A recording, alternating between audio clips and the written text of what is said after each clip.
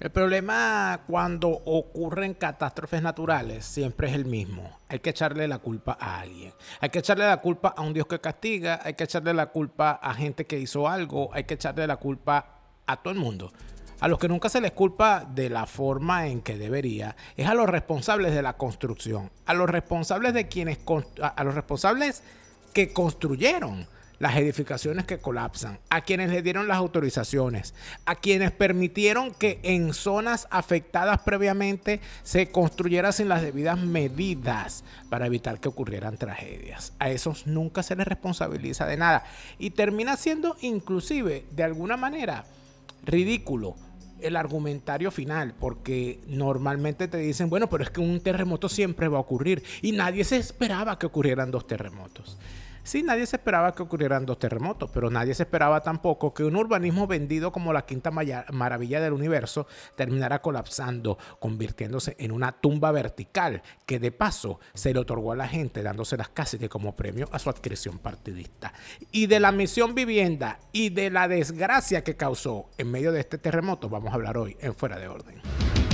Fuera de orden va a comenzar con Daniel Lara Farías. La fase superior de la izquierda sigue siendo el crimen y el crimen no paga. Aquí estamos y por supuesto, como siempre, desde su canal Daniel Lara Farías presenta hoy un nuevo estreno de Fuera de Orden, la plomería informativa. Saludos a la chiquillería y a la muchachada.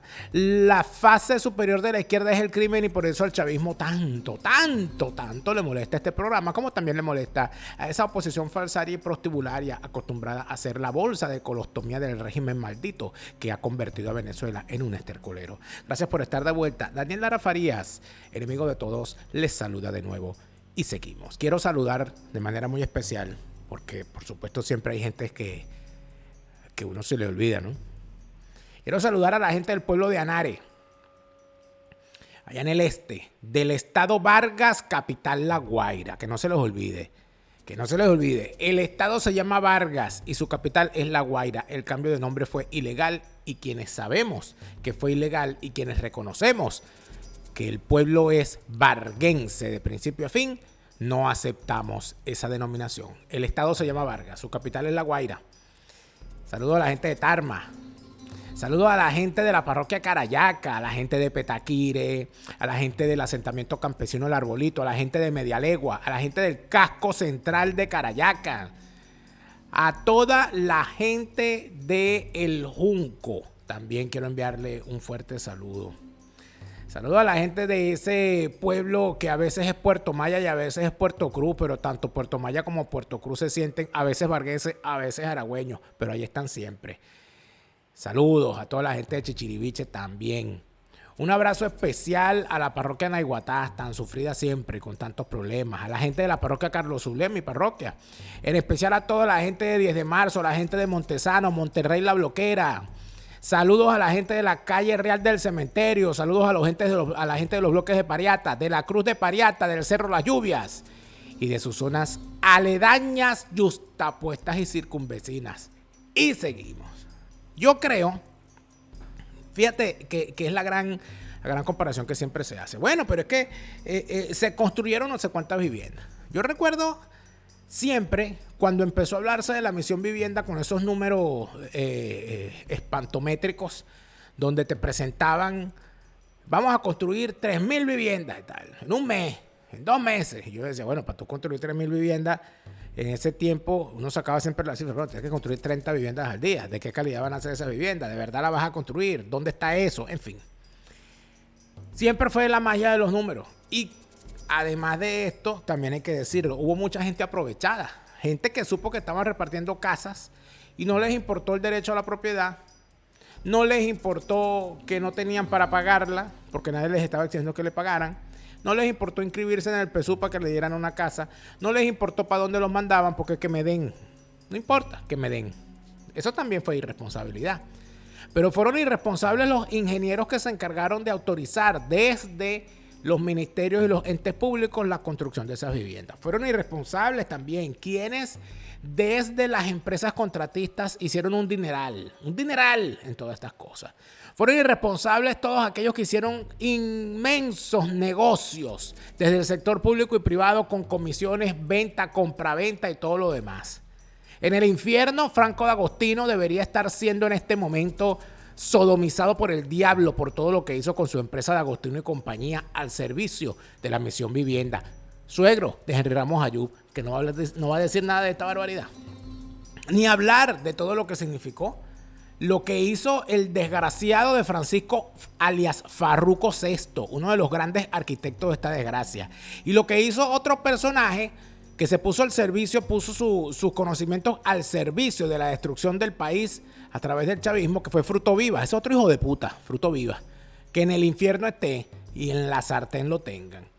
Podemos hablar de muchísimos otros personajes que se prestaron a esta desgracia. Todo aquel que se prestó a la construcción de la Misión Vivienda debe ser llevado al banquillo y preferiblemente al cadalso, porque la Misión Vivienda no fue otra cosa que un despilfarro de dinero para enriquecer a unos pocos, vendiendo la idea de que se le iba a dar casa a todo el mundo, pasando por encima del derecho a la propiedad, porque nadie era propietario, sino simple adjudicatario, que no tenía derecho sobre esa vivienda, y además de eso, podía ser despojado de su derecho a vivir allí después de habérsele otorgado, si es que acaso le interesaba al partido chavista que esa persona saliera de allí, porque no era chavista, porque a los opositores no les vamos a dar vivienda, porque no fuiste a votar, porque no fuiste a la marcha, porque no estás suficientemente comprometido, porque pusiste música cuando se murió Chávez, porque cualquier vaina. Todo el mundo lo sabe. Todo el mundo sabe que hubo viviendas que fueron convertidas, en el caso de Vargas en particular, en viviendas de playa para pranes de Tocorón. Por eso era que a unos edificios ubicados en Taraguarena se les conocía como Tocorón y El Rodeo, porque allí le dieron apartamentos a delincuentes liberados tanto de Tocorón como del Rodeo en los tiempos de la maldita mujer que era Iri Varela a la cabeza del Ministerio de la Penitenciaría. Aquí no pueden echarnos cuenta porque no sabemos la historia. Y lamentablemente toda esta historia termina siendo trágica hoy porque debajo de las ruinas de esas misiones vivienda se encuentran todavía atrapados miles de cadáveres. Miles de cadáveres de ciudadanos que quizás recibieron el beneficio de vivir bajo un techo porque no tenían dónde estar o porque simple y llanamente necesitaban un techo y les terminó cayendo ese techo encima. Ese techo que hizo el chavismo prometiendo que iba a ser una solución que no habían dado antes y que era además más que un premio, un reconocimiento del derecho que tenía todo venezolano a tener su gota de petróleo convertida en cemento aunque se cayera en el primer terremoto. Y aquí estamos. Aquí estamos contando cadáveres. Aquí estamos todavía reproduciendo en nuestras redes sociales las imágenes que desesperados ciudadanos a través del mundo nos envían, diciéndonos que todavía estamos esperando una grúa aquí para sacar a mi familiar. Todavía estamos esperando que nos rescaten a nuestra abuela, a nuestra madre, a nuestro hermano, a nuestro hijo. Y dentro de esa desesperación, por supuesto, late también, poco a poco, el fantasma de la ira en el que se va convirtiendo la frustración de no haber podido salvar a un ciudadano debajo de los escombros. Porque muchos ciudadanos, aunque haya recibido el beneficio de una vivienda por ser chavista o por decirse chavista, igual el terremoto no le preguntó si era chavista o si era opositor. El terremoto se llevó todo lo que encontró por el medio mal construido. Prueba de ello dan, por supuesto, miles de viviendas también que quedaron en pie porque estaban bien construidas. A pesar de que estaban sobre las fallas, pero igual allí se encuentran en pie. Y entonces aquí viene la gran pregunta, ¿y de quién es la culpa? Bueno, culpables hay muchos. Culpables están regados por todas partes. Yo creo que más o menos el 40% del Colegio de Ingenieros de Venezuela podría estar preso por lo que ocurrió en Vargas en estos días.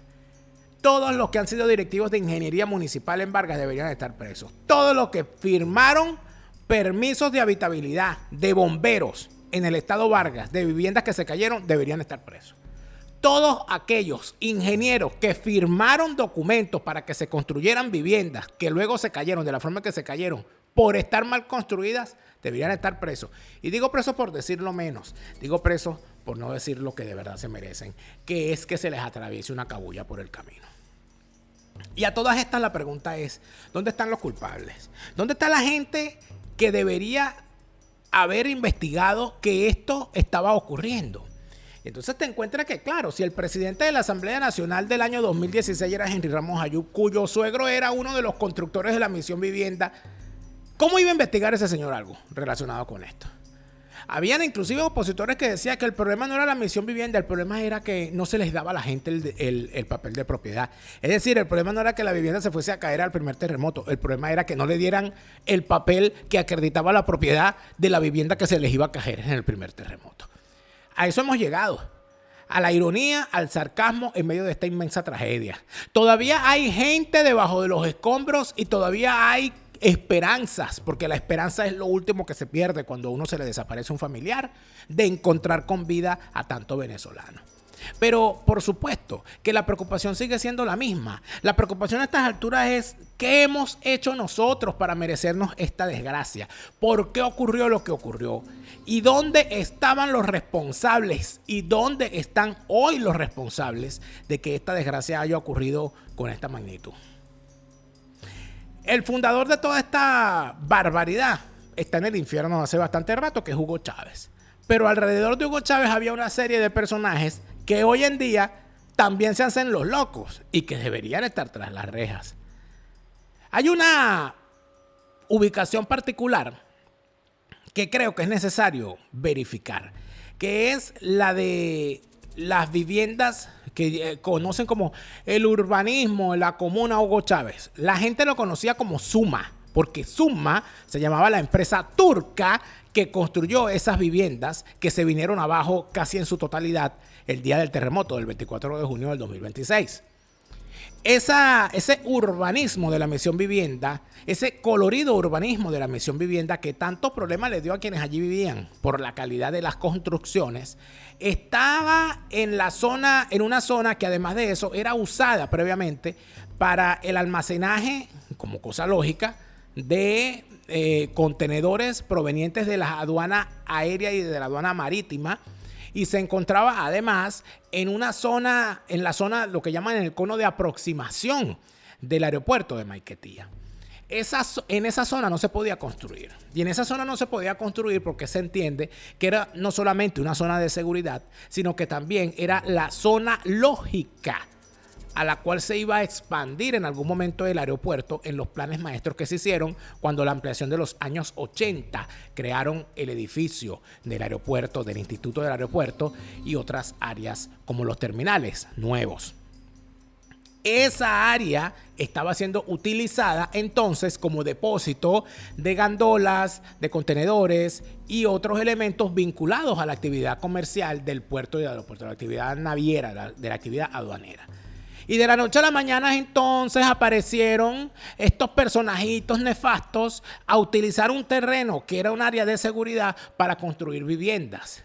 El tiempo terminó poniendo las cosas en su lugar a costa de muchísimas vidas. Pero creo que es necesario recordar cómo lo hicieron, pero sobre todo, quién o quiénes lo hicieron.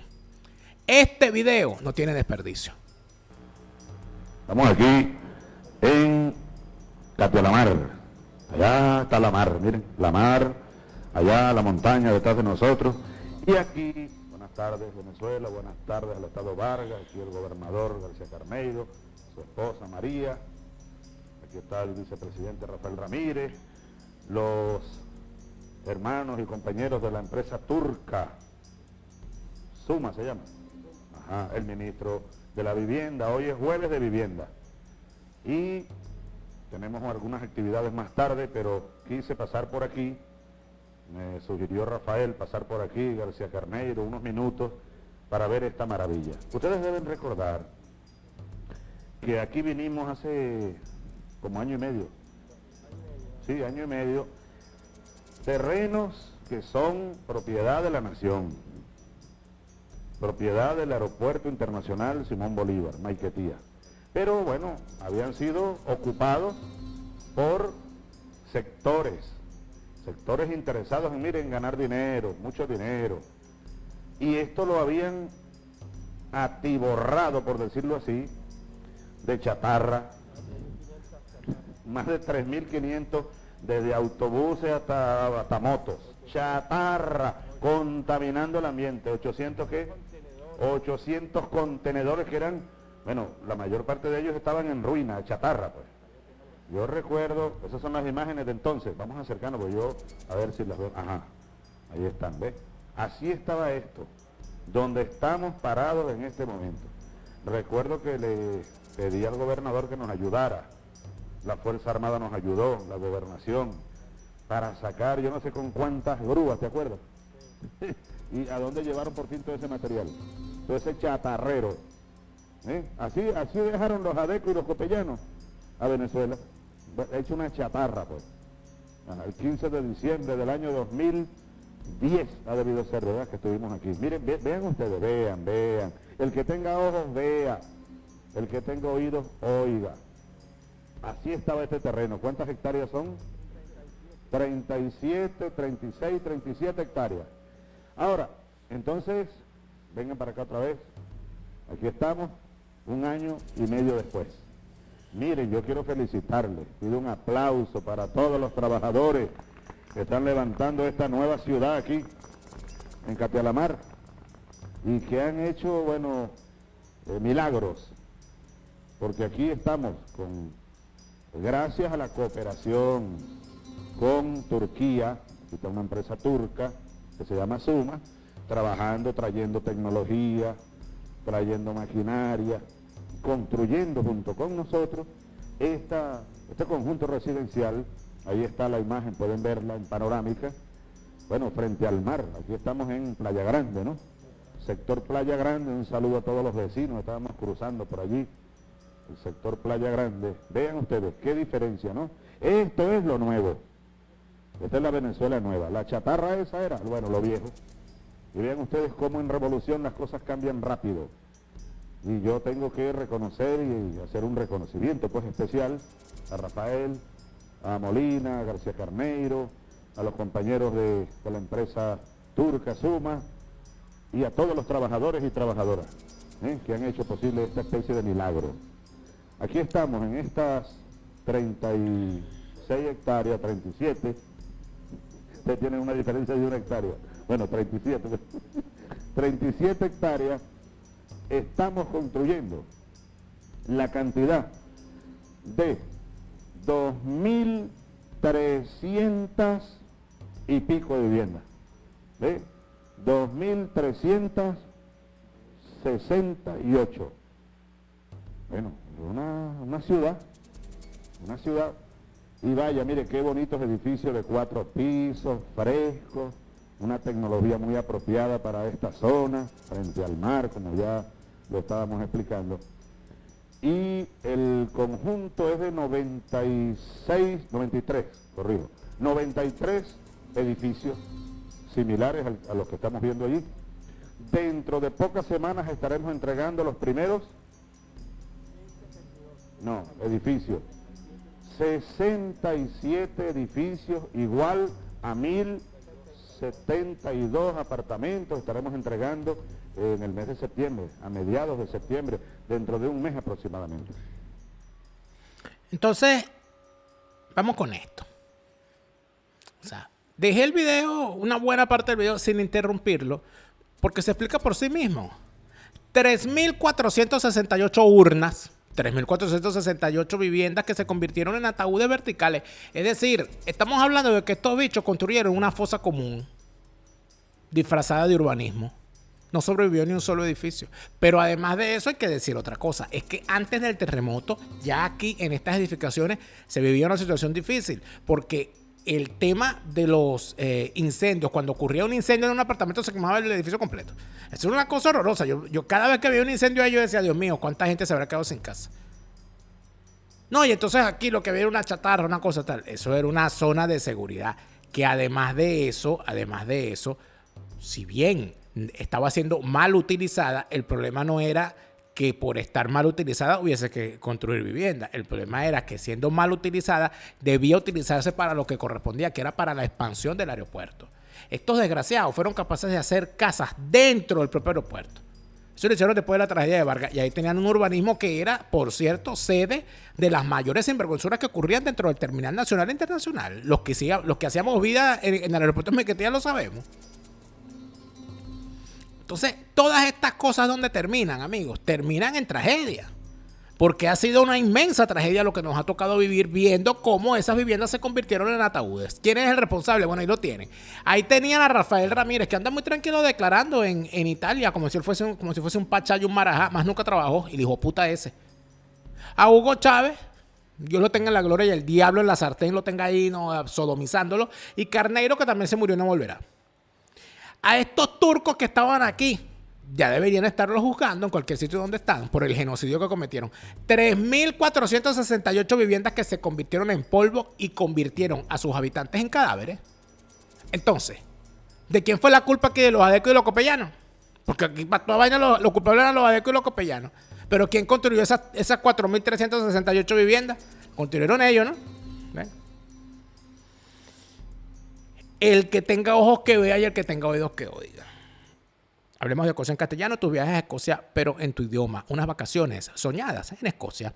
Hablemos de Escocia en castellano, vive la maravilla de la tierra escocesa que te la cuentan en tu idioma. Fíjate que si van a Escocia, de repente van y se consiguen al monstruo de Lago Ness. El monstruo de Lago Ness le ofrecieron mudarse para el Latillo y no se fue, sino que mandó un primo de él que un cocodrilo. Estaba ahí viviendo un cocodrilo ahí en el Latillo, cerca de la lagunita. Pero no, y de paso, ese cocodrilo es exquisito. No se fue para las minas de Baruta, no se fue para la Unión. No, él se fue para la lagunita, imagínate tú. Ay, debe ser chavista, debe ser un enchufado, ese caimán. Pero bueno, el monstruo del lago Ness te espera en Escocia. Hablemos de Escocia en castellano. Tú viajes a Escocia, pero en tu idioma. Recuerda que tener tus impuestos en orden en los Estados Unidos es fundamental. Sobre todo en estos tiempos en los que estamos fuera del país y vemos que el tema del regreso a Venezuela se hace cada vez más difícil. Hay que entender que integrarse en un país es asumir sus normas y las normas tributarias en los Estados Unidos son fundamentales. Recuerda también que si vas a construir una empresa, si vas a constituir una empresa, antes de hacerlo, lo mejor es saber cuánto te tocará pagar en impuestos en la actividad que vas a desarrollar para que sepas cuál figura jurídica te corresponde mejor. Háblalo con la gente de Easy Tax to Go, con su analista estrella Ángel Lanten y con el muchacho de la película, Leonardo García. Hispanidad Abogados y Asesores hizo un extraordinario trabajo con las jornadas de regularización que, gracias a las leyes locas que se metió este tipo llamado Pedro Sánchez, hubo que hacer a la carrera. Y pusieron a todo el mundo a correr. La gente de Hispanidad Abogados y Asesores corrió ese maratón y lo ganaron. Gana tú también con una buena representación en materia migratoria en España para que con Hispanidad Abogados y Asesores estés en España con todas las de la ley. Todos leen. Si usted no quiere que el hijo suyo ande creyéndole cuentos y pajaritos preñados a los politiqueros, lo mejor que usted puede hacer es enseñarlo a leer. Que sepa leer y que lea bien y que comprenda lo que lee y que le agarre amor a la lectura para que cada día tenga una nueva aventura cuando toma en sus manos un libro. Todosleen.cl en Instagram. @todosleen.cl en Instagram para que te enteres de más. Para que el niño que está estudiando en un idioma distinto a su idioma materno no pierda el español.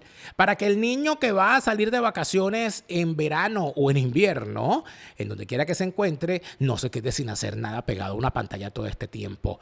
Todos Leen está a la venta a nivel mundial en Amazon. Mira, lo de Eduardo Villegas estos días ha sido maravilloso. De verdad, Eduardo. Muchas gracias por lo que has hecho, porque nos ha permitido entender que las palabras, el tema de cuando también el silencio es importante en la comunicación. Hay silencios que comunican. A veces el tema no es hablar, sino escuchar. Y cuando hay noticias difíciles, cuando alguien está pasando por un duelo, la comunicación efectiva pasa también por saber cómo guardar silencio y acompañar al que sufre. Esos son mensajes interesantísimos que está dando Eduardo Villegas, que me ha hablado de unas iniciativas interesantes que va a desarrollar pronto para todo este tema del duelo que estamos viviendo como venezolanos. Eduardo Villegas es tu coach de comunicación. Comunícate mejor para que mejores tu vida. Todo esto, ¿dónde termina, amigos míos? Termina, por supuesto, en un delito continuado y contumaz. Ese delito continuado y contumaz podemos verlo de forma clara en que después, por supuesto, como era un gran negocio construir esas urnas, y además de eso era una cosa que instrumentalizaba además la desgracia, porque fíjate que los tipos agarraban y te destruían una urbanización metiéndole 5 millones de viviendas allí, metiendo a vivir allí gente que fuese a echar a perder la zona porque se los traían de las cárceles, se traían a gente buena a convivir con gente mala y los servicios públicos se convertían en un desastre además. Todo eso fue continuado también por Mamaloduro. Por eso es que lo tienen preso como lo tienen preso. Pero creo que es interesante ver la forma en que Mamaloduro también participaba de esta desgracia. Vargas, Caciques Caribe. Precisamente estamos en el remate del año 2013. Por acá venimos con Diosdado Cabello Rondón. Veníamos reunidos en la tarde de hoy, bajamos juntos, revisando todos los planes de 2014. Ya estamos en final de año, hemos estado revisando planes políticos, sociales, bueno, una cantidad de cosas tremendas de lo que es la ofensiva de la revolución bolivariana y chavista de Venezuela, la revolución de Bolívar y de Chávez. Hoy, 26 de diciembre, 6:30 de la tarde, ya oscuro aquí en Vargas, vamos a vivir la felicidad tremenda en este complejo de edificios de entregar el apartamento número 01, planta baja. Otro grito, bebé. Tremenda voz. Tremenda voz. Bueno, Nicolás Mamaloduro, que por cierto viene el juicio otra vez de él y de la maldita de su esposa, lo van a terminar de descoñetar en ese juicio. Pero hablando de todas estas cosas, ¿no? Allí ven todos los involucrados. Hoy nadie fue, porque ellos tenían como bandera de lo maravilloso que habían hecho esa Gran Misión Vivienda, que hoy debe llamarse Gran Misión Urna. Esa Gran Misión Urna, esa Gran Misión Sepulturero, tenía como sepultureros estas lacras. Ahí está Diosdado, ahí está Mamaloduro, ahí está Rafael Ramírez, ahí está toda esta gente. Ahí está toda esta gente. Y no se puede dejar de lado que estos tipos hicieron tanto daño. Estos tipos hicieron daño. Hicieron daño de verdad. No solamente por todo el dinero que se robaron, no solamente porque destruyeron ciudades con un desorden urbanístico y que desbarató planes urbanísticos bien pensados, que acabó con la calidad de los servicios públicos donde concentraron más gente de la que se podía concentrar, sino que además de eso, por demagogia, regalaron casas o se las dieron a gente sin título de propiedad, es decir, se las adjudicaron casi que temporalmente y a esa gente las convirtieron en víctimas de esta catástrofe, de este fenómeno natural convertido en catástrofe humana por irresponsabilidad de todos ellos.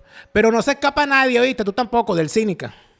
El gobernador, iba a decir el embajador, el gobernador de Vargas. Bien, bueno, ¿Cómo marcha todo? Cuenta. todo, presidente. Bueno, quiero decirle que en nombre de todo el Estado de Vargas queremos darle las gracias por la preocupación que ha tenido usted para con toda esta familia que en verdad tenían una esperanza, un sueño, tenían un deseo de tener vivienda.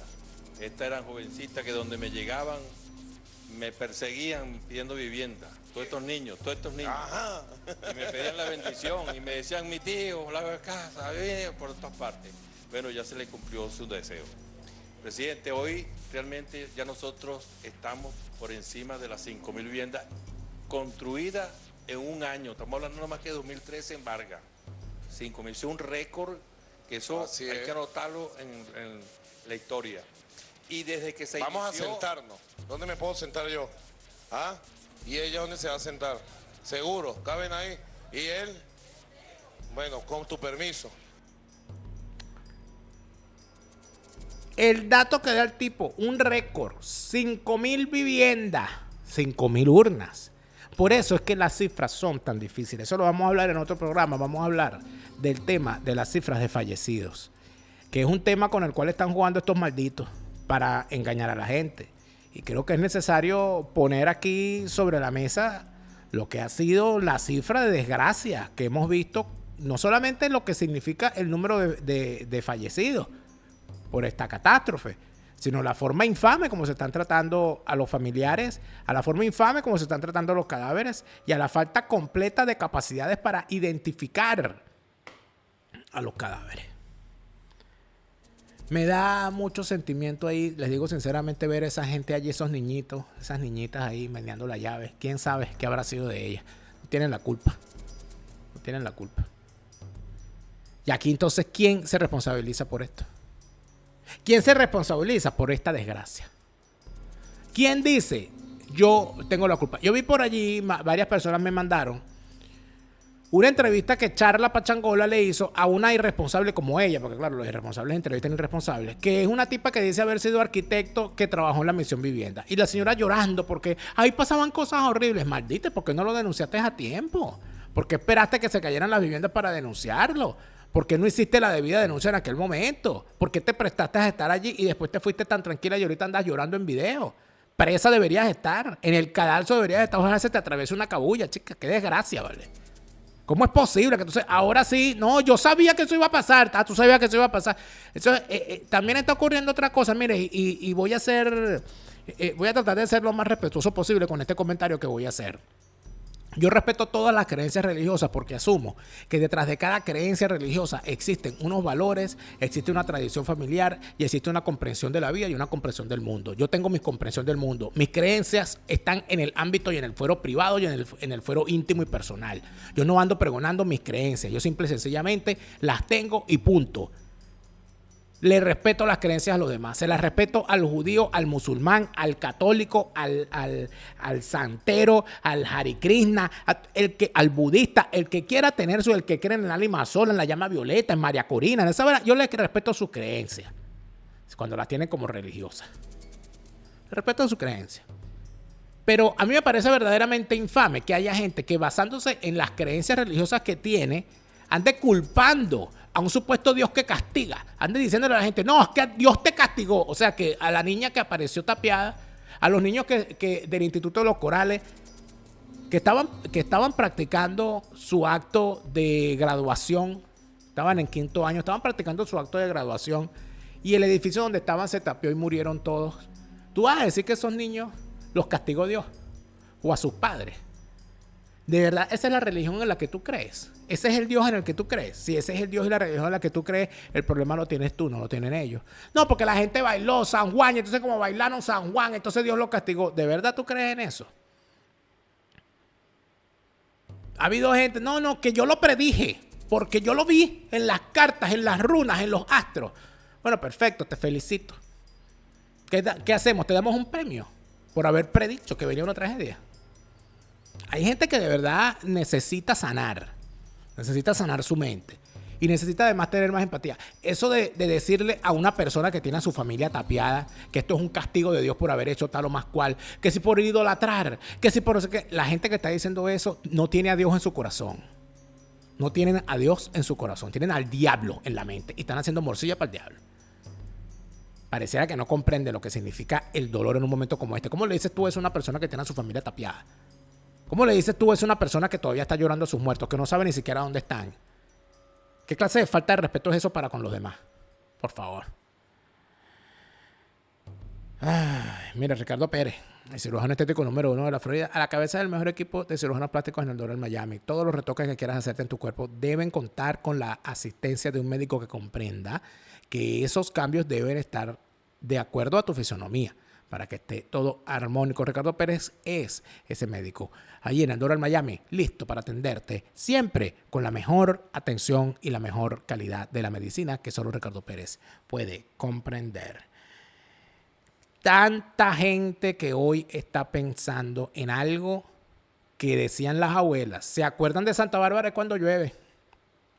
Ustedes se deben haber dado cuenta como yo que la vida es un ratico, ¿verdad?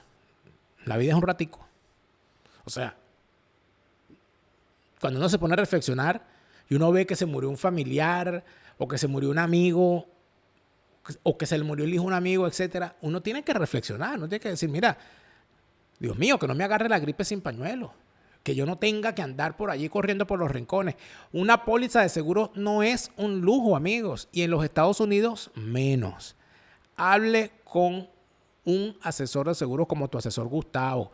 Busque una póliza de seguro que le cubra las contingencias que pueda tener en algún momento. Asegure su patrimonio, póngalo en manos de un fideicomiso en vida para que a la hora de que usted falte, su familia no quede en la calle. Todas esas cosas hay que ser previsivo. No catastrofista, no se trata de ser pesimista ni catastrofista, se trata de ser previsivo. Se trata de ser previsivo y ese lema nunca le ha quedado mejor. El mejor momento para comprar una póliza fue ayer. El segundo mejor momento es hoy. Mañana puede ser demasiado tarde. Háblalo ya con tu asesor Gustavo para que te asegures bien. Mira, del Cínica no puede hacerse la loca tampoco. Porque si se hace la loca, nosotros le recordamos las cosas. Luis, bueno, tú estabas recordando una fecha conmemorativa de celebración. 30 de abril de 2011, el comandante Hugo Chávez hizo un acto de justicia social, del derecho del pueblo venezolano a la vivienda y cambió esa visión, esa perspectiva de la vivienda como un bien comercial. No es un bien comercial, es un espacio, es el hábitat que permite realizar y conformar la ciudad humana para la felicidad del pueblo venezolano.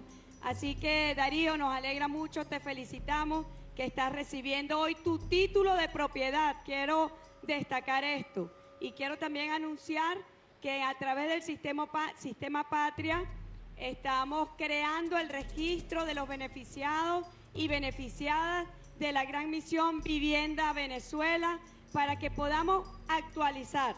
Yo he llamado a simplificar todos los trámites burocráticos, administrativos del Estado venezolano. Vamos a organizar los expedientes y que todos los beneficiados tengan su título de propiedad. Así que felicitaciones, Darío, y nosotros seguimos aquí en nuestro andar entregando hoy 428 viviendas para la felicidad de nuestro pueblo a 15 años de la creación de esta hermosa misión que lleva felicidad a los niños, a las mujeres, a los hombres, a los abuelos, a las abuelas de nuestra patria. Pero mejor que darle título de propiedad, denle de una vez el acta de defunción, porque esas casas se van a caer. Hoy, mañana, pasado mañana, con un temblor, con un terremoto, con un ventarrón, con una ventolera, con una vaguada, con una caldereta, con un helicóptero volando, con cualquier cosa. Porque ustedes hicieron esas viviendas, número 1, para ganarse unos reales en la construcción, número 2, para hacer demagogia. Fíjate, allá está Dercy entregando unas casas. Quisiera yo saber cómo están esas casas que entregaste, que las entregaste hace unos pocos días. 15 años la misión vivienda, 15 años de un genocidio, porque estamos hablando de que ustedes le entregaron unas casas enclenques a la gente. Fíjate, no, y le estamos dando título de propiedad. Bueno, pero ¿y para qué? Ya. Imagínate que le den un título de propiedad a una persona por una casa que se va a caer o por una casa que ya se cayó. ¿Para qué le sirve ese título de propiedad? Bueno, para juntárselo a la partida de defunción, al acta de defunción.